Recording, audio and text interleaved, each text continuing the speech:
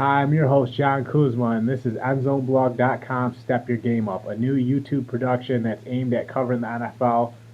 So we're doing everything we can to take care of sports fans and NFL fans, but let's not talk too much. Let's get right to the breakdown. First things first, we have Ryan Shazier on the ticker today. If you guys aren't familiar, Ryan Shazier went down pretty hard in the last Monday Night Football game against the Bengals. Apparently, Shazier hit one of the Bengals receivers awkwardly, went down, was actually taken off the field on a backboard, carted out of the stadium, taken to the hospital, and it was really frightening because a lot of Shazier's teammates, and I guess everybody watching the game, thought he might be paralyzed. Now we know now that it was back contusion, and the good news is Ryan Shazier is in Pittsburgh now at the University of Pittsburgh Medical Center. Before that, the Steelers actually flew his parents to the hospital he was staying at, where he initially went to after the injury. And, it was a very scary situation. It's a dangerous sport. You hate to see this happen to anybody because it could happen to anybody on the football field. That's just the violent nature of this game. But nobody wants to see this happen. We're all human beings when we take the pads off and, when we're outside of those gridiron lines. So we hope that Ryan Shazier can make a fast recovery. We don't know a certain timetable of how long it will be before he gets back, but it was definitely a scary situation. And the fact that he now has movement in his lower extremities, because at first he didn't, that's a good sign. We wish you the best, Ryan Shazier, and I know I personally look forward to seeing you on the football field again. If he does go that route, if he decides to hang it up because this was just too much of a scare for him, I would respect him just as much anyway. I could totally see some people wanting to walk away after that horrible situation he had to go through. Moving on, the next thing we got on the ticker is the Kansas City Chiefs. I don't know if you guys have been watching the Chiefs at all, but basically the sky is falling for the Kansas City Chiefs right now. They've lost 4 straight games.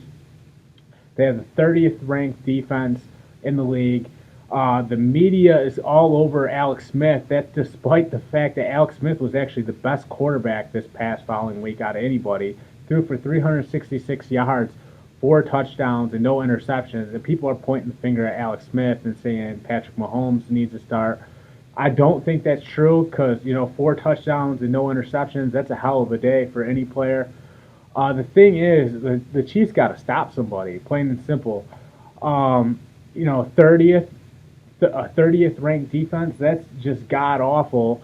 And they signed Darrelle Revis hoping to maybe improve the secondary a little bit. And then halfway through the last game, Revis is on the sidelines watching because he's given a big cushion before the snap even starts, just because his speed is starting to fade. And it's just been rough for Revis. It's been rough for the Chiefs. And I don't know how Andy Reid's going to get through this. He needs some kind of spark plug to turn it around over these next 4 games. And he needs to find a way to win this division. But right now, the Kansas City Chiefs are definitely trending downward. And like I said, there's not a lot going on that's very good for this team right now. I don't know what to say. Chiefs Kingdom, if you're a fan, right now you just got to cross your fingers and hope that somehow they find a way to turn it around. I think they got to go back to establishing the run with Kareem Hunt and doing the best they can to get him the ball as much as possible, let him be your workhorse, and build off that. Really, it's going to be tough for them to get back on track just because they have so much bad momentum going right now, and they just got to find a way somehow. That's really all there is to it. There's not always a simple formula for success in this league. Sometimes you just have to dig in deep, strap up, and find a way to get out of that rough patch that you're going through. So hopefully the Chiefs can get back on track and get something going. Right now, it's all bad right now for the Chiefs. Continuing on, we have the Goodell extension. Ooh, man, this one has me a little heated. I've been writing all year about how I believe Roger Goodell is kind of unraveling the league a little bit. We have a lot of people, a lot of fans that were upset with the kneeling and the protests, which I can understand. like I can understand the argument behind kneeling. Obviously, the police in this country, we're treating minorities unfairly, but maybe Colin Kaepernick and the players shouldn't have done that during the national anthem. Because that's a great reflection of our country and all the great things we have going on here in America. But anyway, that's really hurt viewers. A lot of people are kind of boycotting the NFL, I guess you can say. So for the NFL to turn around and sign Roger Goodell, and listen to these numbers, Goodell got a 5-year contract for over 200 million, which will keep him at the helm until 2023. And with ratings kind of slumping, a lot of people protesting, and like I said, just kind of turning their back on the NFL, it's hard for me to believe that renewing Roger Goodell was the best move for this league. It just felt like we needed new leadership more than ever. I was really hoping the rumors weren't true that they were going to extend Roger Goodell's contract. Unfortunately, they ended up being true, and I guess the NFL has to live with how low or high Goodell can take this thing. Right now, the arrow is definitely pointing downward as far as which way the league's trending. The NBA is hot right now, and hopefully the NFL can recapture their top form and get back to being the greatest sports league in the world. Nobody wants to see these fans upset, and nobody wants to see people leaving the game. So something's got to give. I was hoping maybe it'd be a new commissioner. Unfortunately, that's not the case. So we got to live with Goodell until 2023, it appears. Continuing on, the MVP, I've heard talks about Russell Wilson and Carson Wentz, but let's keep this thing simple. Tom Brady's the MVP. The Patriots are 10-2 this year.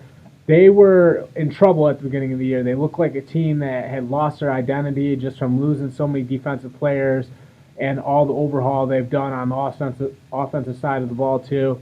Since then, though, Bill Belichick has reeled this team in, and Tom Brady in particular has played outstanding football. Tom Brady has thrown 26 touchdowns and only 4 interceptions. This guy has gotten better with age. It's like a fine wine. He just keeps getting better with time.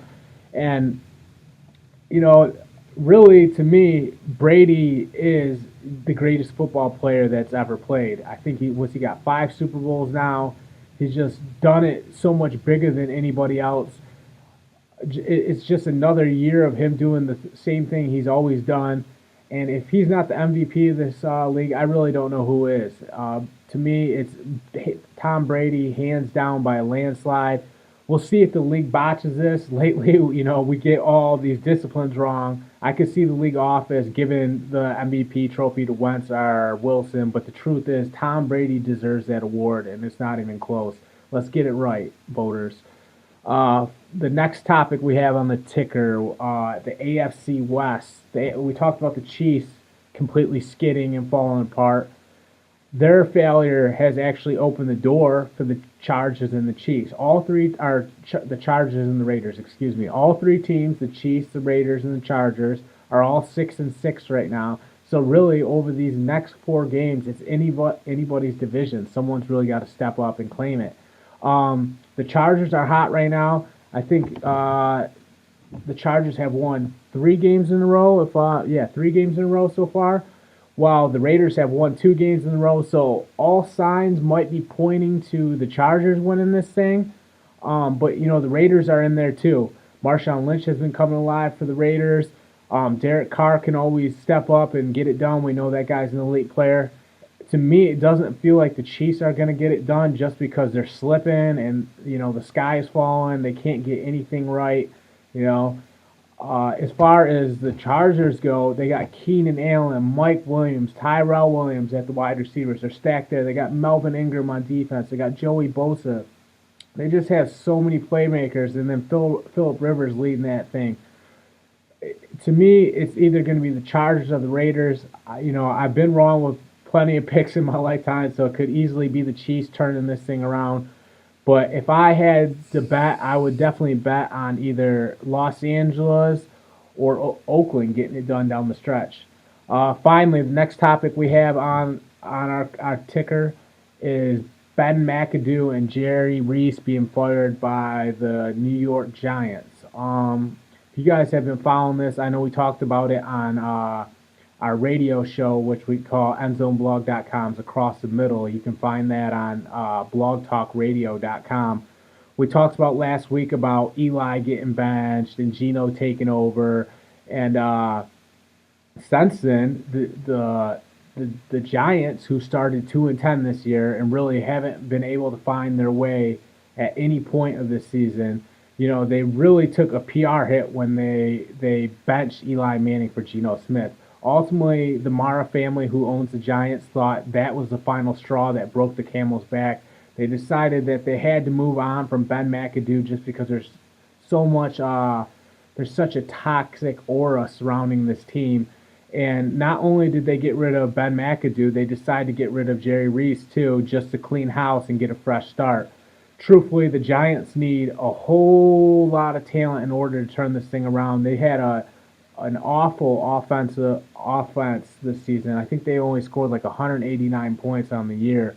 So they need offensive playmakers really bad, and they're going to have a new head coach and a new general manager pulling strings by next season to make sure that they can turn this thing around. I'm not really too upset about seeing McAdoo leave because it just seemed like he lost complete control of that locker room.